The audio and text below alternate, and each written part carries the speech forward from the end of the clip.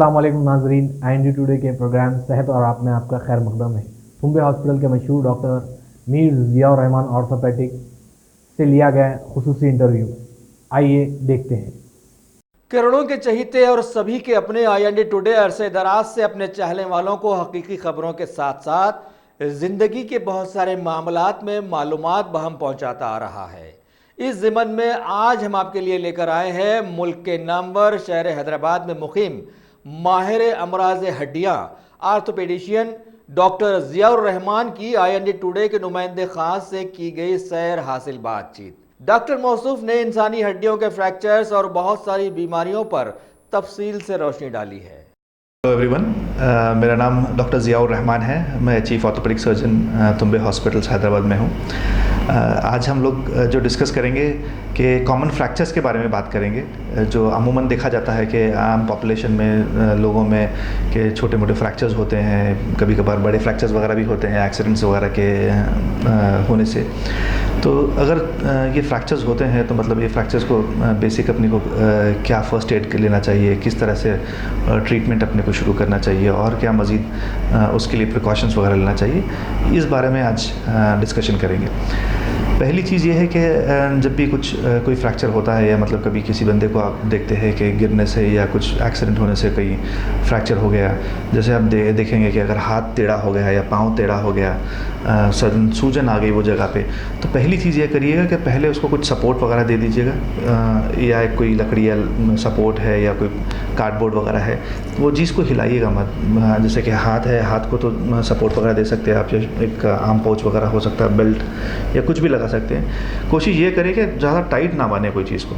ये सोच के बांधते हैं कि लोग कि भाई सूजन नहीं आना, लेकिन सूजन आना नॉर्मल है, कुदरती है, तो वो चीज़ को आप रोकिए मत, सूजन आने दीजिएगा। सूजन एक बॉडी का डिफेंस मैकेनिज्म है। जब भी आपको फ्रैक्चर होता है या जब भी मार वगैरह लगता है तो सूजन आना एक डिफेंस मैकेनिज्म है। बॉडी अपने आप को वो चीज़ से डिफेंड करती है। तो मतलब जहाँ पर भी मार लगता है, फ्रैक्चर होता है, वहाँ पर ब्लीडिंग होती है, तो ब्लीडिंग होने के कारण सूजन वगैरह होती है। अगर आप उसको खुदा ना खास्ता बहुत टाइट बांध देंगे, बहुत उसको टाइट बैंडेजेस वगैरह लगा देंगे, तो होता ये है कि उसकी ब्लड सप्लाई वगैरह वो चीज़ की रुक जाती है और वो और ज़्यादा नुकसानदेह होता है। तो वो पूरा जो हाथ है या पैर है उसमें कंपार्टमेंट सिंड्रोम ये हो जाता है। कंपार्टमेंट सिंड्रोम होता क्या है कि जब भी अमूमन फ्रैक्चर होते हैं, ख़ासतौर पे बच्चों में या बड़ों में, तो जहाँ भी फ्रैक्चर होती है हड्डी टूटने के बाद वहाँ पर ब्लीडिंग होती है। तो ब्लीडिंग होने की वजह से वो ब्लीडिंग को फैलने के लिए जगह चाहिए बॉडी, हाथ में या पैर में।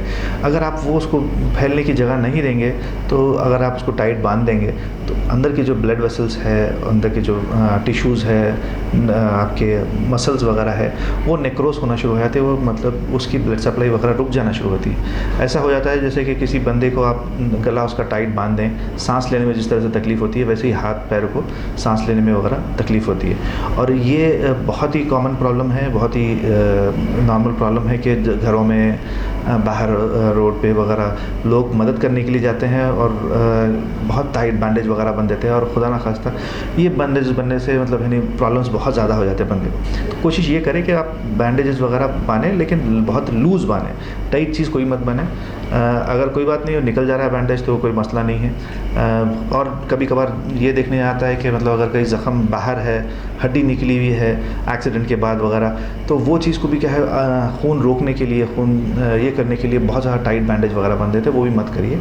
उससे वगैरह ब्लड सप्लाई वगैरह रुक जाती है, कंपार्टमेंट सिंड्रोम वगैरह होता है। और अगर एक बार कंपार्टमेंट सिंड्रोम वगैरह डेवलप हो गया तो उसकी बंदे का हाथ या पैर हमेशा के लिए डैमेज हो सकता है, हमेशा के लिए नुकसान हो सकता है। तो वो चीज़ एक अवॉइड करिएगा। दूसरी चीज़, अगर जैसे मैंने बताया कि ओपन फ्रैक्चर वगैरह होता है, जैसे कि हड्डी बाहर निकल गई, तो वो सिचुएशन में भी कुछ ना करें, जस्ट खाली पानी से धो दे उस जगह को, साबुन वगैरह कोई चीज़, दूसरी चीज़ जैसे कि बहुत सारे लोग मिट्टी लेके डाल देते हैं, या नहीं तो फिर हल्दी वगैरह लेके डाल देते हैं। तो वो सारे चीज़ों में क्या है जरासीम वगैरह होते हैं मिट्टी वगैरह में, जो साइड के रोड वगैरह की, उससे और इन्फेक्शन वगैरह बढ़ जाता है। तो वो सब सारी चीज़ें ना करें, जस्ट पानी से धो दें, धो के खाली एक कोई भी क्लीन कपड़ा या क्लॉथ वगैरह होगा तो बांध दें, उसको इमीडिएटली सपोर्ट मिल जाएगा, खून वहाँ पर रुक जाएगा बहना। हीलिंग के लिए क्या करेंगे डॉक्टर साहब? जनरल हीलिंग के लिए क्या करना चाहिए? जी, जैसा कि लोगों का सोचना है कि जो है हाथ टूट गया तो हल्दी लगा दो, ऐसा बोले, और कैल्शियम की चीज़ें क्या क्या खानी चाहिए घर में जो हीलिंग हो सके। वो लोग पानी नहीं नहाते कहीं थे, जी जी, कुछ वजू भी नहीं कर पाते, तो उन लोगों के लिए आप क्या बोलेंगे? देखिए, फ्रैक्चर जोड़ना एक मतलब बहुत ही मतलब है नहीं कुदरती चीज़ है। अभी भी नहीं, मतलब आज से 50 साल पहले या 100 साल पहले भी मतलब लोगों के फ्रैक्चर होते थे और हड्डियाँ जुड़ती थी। फ्रैक्चर किस तरह से जुड़ता है वो ज़्यादा इंपॉर्टेंट है। कोई भी डॉक्टर या मतलब कोई भी हकीम वगैरह मतलब है फ्रैक्चर जोड़ते नहीं है। फ्रैक्चर जोड़ना कुदरती तौर पे, मैं अमूमन अपने सब सारे पेशेंट को यही बोलता हूँ कि ये कुदरती चीज़ है, नेचुरली जुड़ती है। फ्रैक्चर जो हड्डी जो जुड़ गई है वो जुड़ना वो नेचुरल चीज़ है। लेकिन इम्पॉर्टेंट क्या है कि मतलब अहम क्या है, जो फ्रैक्चर हड्डी जिस तरह से जुड़ी थी वही जगह पे वापस बैठ गई तो आपका मूवमेंट में, हाथ के इस्तेमाल में या पैर के इस्तेमाल में वगैरह फ़र्क नहीं होता। अगर हड्डी सही नहीं बैठ रही है, मतलब टेढ़ी बैठ रही है, तो हाथ के मूवमेंट में आपको इस्तेमाल में वगैरह प्रॉब्लम होता है। तो जुड़ना नेचुरल है, कुदरती है। बहुत बार ये देखा जाता है कि हड्डी जुड़ती नहीं, तो उसकी काफ़ी वजह होते हैं।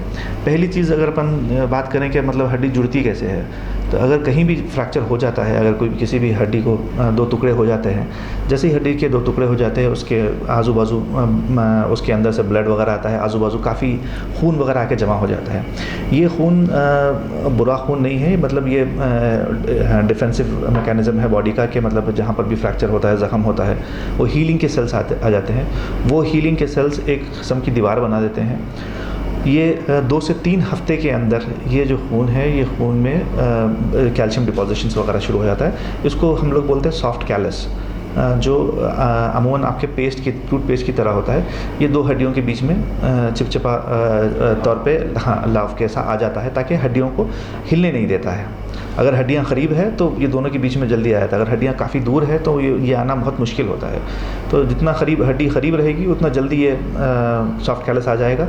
और ये 4 से 6 हफ्ते में या 6 से 8 हफ्ते में उम्र के हिसाब से रहता है। बच्चों में बहुत जल्दी होता है, बड़े उम्र के लोगों में थोड़ा टाइम लगता है। तो 4 से 6 हफ्ते जो नंबर 1 टाइम है उसमें ये घट जाता है। खाना अल्हम्दुलिल्लाह जी, या जवान हो या बूढ़े हो, जी, उनके लिए क्या जो है आप सजेस्ट करेंगे कि ये दौर में खाते रहें हम लोग, ताकि वो लवाब बनता रहे, जी जी, और हड्डियाँ सबके मजबूत रहे? जी, खाने का तो अल्हम्दुलिल्लाह ये है कि नॉर्मल डाइट रखिए, हेल्दी डाइट रखिए। सबसे पहली चीज़ ये है कि जो भी खा रहे हैं आपके मतलब ये सोच के खाइएगा कि आपकी बॉडी को हेल्थ की ज़रूरत है, आपको बॉडी को फिटनेस की ज़रूरत है, वो सोच के खाइए। फ्रैक्चर हीलिंग के लिए बहुत सारा बार हम ये देखा जाता है कि भाई ये खाने से बेहतर है, वो खाने से बेहतर है। लेकिन कैसा है कि बॉडी की एक रिक्वायरमेंट होती है।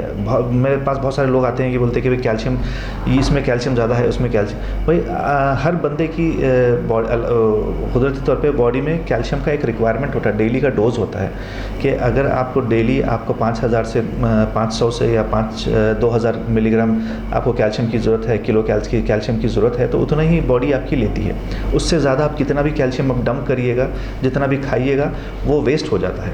तो बॉडी का जितना रिक्वायरमेंट है उतना ही बॉडी से एब्जॉर्ब होता है, और ये रोज़ होता है, रोज़ का रिक्वायरमेंट होता है। ऐसा नहीं है कि अपन हफ्ते में एक बार खा लें तो मतलब है नहीं पूरा कैल्शियम का डोज बॉडी में बराबर हो जाता है। तो रोज़ खाना है, आपको लगातार खाना है जब तक आपका फ्रैक्चर वगैरह हील नहीं होता है। तो अच्छी डाइट रखिएगा, जैसे कि हरी सब्जियों वगैरह में ज़्यादा कैल्शियम होता है, रागी वगैरह में बहुत ज़्यादा कैल्शियम होता है, दूध में कैल्शियम होता है, अंडे में कैल्शियम होता है, नॉन वेज फूड्स में कैल्शियम होता है। तो फ्रूट्स, ख़ास तौर पे फ्रूट्स लिया करें। खाली कैल्शियम पे कंसंट्रेशन ना रखें, कैल्शियम के अलावा जो हीलिंग में ज़रूरत है, आपको विटामिन की ज़रूरत है, विटामिन सी की ज़रूरत है, बहुत सारे दूसरे विटामिन वगैरह की भी ज़रूरत है। वो चीज़ भी बराबर मकदार में लेते रहें। ये सब सारे चीज़ अगर बराबर मकदार में हो गए तो आपका जो कैल्शियम का जो प्रोसेस है या फ्रैक्चर हीलिंग का जो प्रोसेस है वो सब नेचुरल होगा। कोशिश ये करें कि जैसे आपने बताया कि उसको वो पार्ट को वगैरह जितना हो सकता है प्रोटेक्टेड रखे, उसको उसके ऊपर प्रोटेक्शन दे, वो इस्तेमाल ना करे जब तक कि पूरी तरह से हड्डी जुड़ नहीं जाती, वरना आप कंटिन्यूस मूवमेंट करते रहेंगे वो पार्ट में तो मतलब हड्डी जुड़ेगी नहीं। जुड़ने के लिए मतलब है नहीं काफ़ी वक्त लगेगा ऐसे हड्डियों को। तो सपोर्ट दीजिए, प्रोटेक्शन दीजिएगा, उसको इस्तेमाल मत करिए, उस पर वज़न वगैरह मत डालिएगा, कोई चीज़ ज़्यादा हैवी फोर्सफुल एक्टिविटीज़ वगैरह अवॉइड करिए जब तक ये पूरी तरह से मजबूत नहीं होती। एक बार वो मजबूत हो गई उसके बाद आपको साथ में एक्सरसाइज स्टार्ट करनी है, जिसको आप बोलेंगे कि बेसिक फिजियोथेरेपी एक्सरसाइज है, हाथ की है, पैर की वगैरह, जो आजू बाजू का जो गोश्त है, जो मसल वगैरह है, इसको आप स्ट्रेंथन अप करें, इसको मजबूत करें ताकि ये हड्डी को सपोर्ट दें, हड्डी को प्रोटेक्शन दें। वरना ये देखा जाता है कि बहुत सारे बार जब हाथ अपन इस्तेमाल नहीं करते हैं, हाथ पतला हो जाता है या हाथ कमज़ोर हो जाता है या हाथ अकड़ जाता है, जोड़ अकड़ जाते हैं, वो नहीं इस्तेमाल करने की वजह से आते हैं। तो अगर इसमें फिर से आप एक्सरसाइज वगैरह करेंगे, मूवमेंट वगैरह शुरू करेंगे, तो इंशाल्लाह सारा पहले के जैसा हाथ आपका नॉर्मल हो जाएगा, पूरी एक्टिविटी वगैरह आप नॉर्मल सारे कर सकते हैं। आजकल ख़ास तौर पे लोग मतलब है नहीं सेल्फ मेडिकेशन ख़ास तौर पे फ्रैक्चर्स वगैरह में बहुत ज़्यादा ले रहे हैं। तो उस सारे लोगों के लिए मेरी एक ही एडवाइस है कि बेहतर ये रहता है कि आप एक बार एक्सपर्ट से मिल लें। आप अच्छी बात है कि आप नॉलेज हासिल कर रहे हैं, आप गेन कर रहे हैं, आपका जो भी रिसर्च है बेसिक जो नेट से रिसर्च वगैरह करेंगे इंशाल्लाह करिएगा, वो अच्छी चीज़ है, उससे आपको काफ़ी मालूमात मिलती है। बट लेकिन वो रिसर्च पे बेस्ड रख के अपना इलाज मत करिएगा, एक बार एक्सपर्ट ओपिनियन लीजिएगा, बहुत ज़रूरी होता है। बहुत बार ये देखा जाता है कि आप अपने रिसर्च से कुछ इलाज करते हैं, मतलब वो उल्टा फ़ायदा पहुँचाने के बदले उसका आपका नुकसान पहुँचाती है, और उसके बाद उसको रिवर्स करना और उसके पीछे मतलब है ना उसको फिर से वापस अच्छा करना बहुत मुश्किल चीज़ होती है। अगर फर्स्ट इंस्टेंस से पहली बार से ही अगर हम लोग सही डायरेक्शन में जाएंगे तो बेहतर रहता है कि एक कोई भी एक्सपर्ट जो भी है, जैसे कि अगर ऑर्थोपेडिक का प्रॉब्लम है तो ऑर्थोपेडिक के पास जाइएगा, या कुछ और रिलेटेड प्रॉब्लम है तो वो बंदे से, एक्सपर्ट से एक बार उनका इन्फॉर्मेशन ले आपकी जो भी है बताइएगा, एक बार उनसे डिस्कस कर लीजिएगा, उसके बाद आप मेरे ख्याल से बेहतर डिसाइड कर सकते हैं कि किस हिसाब का आपको इलाज चाहिएगा। बट लेकिन बगैर किसी एक्सपर्ट एडवाइस के मैं आपको एडवाइस नहीं करूँगा।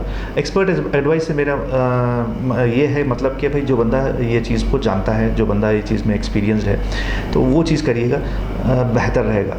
जज़ाकल्लाह।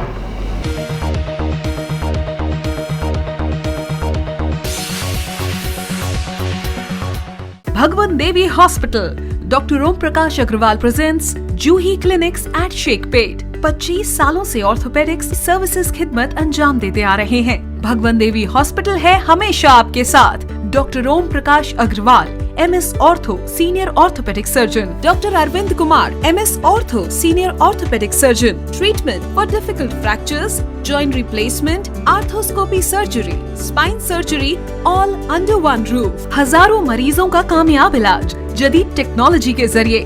तमाम ऑर्थोपेडिक सर्विसेज एक ही छत के नीचे। Modern operation theatre, 24 hours digital x-ray, ultrasound, diagnostics, operations facility and pharmacy. Juhi Clinic, 3rd floor, above Reliance Trends, beside D-Mart, Toli Chowki, Sheikhpet, Hyderabad.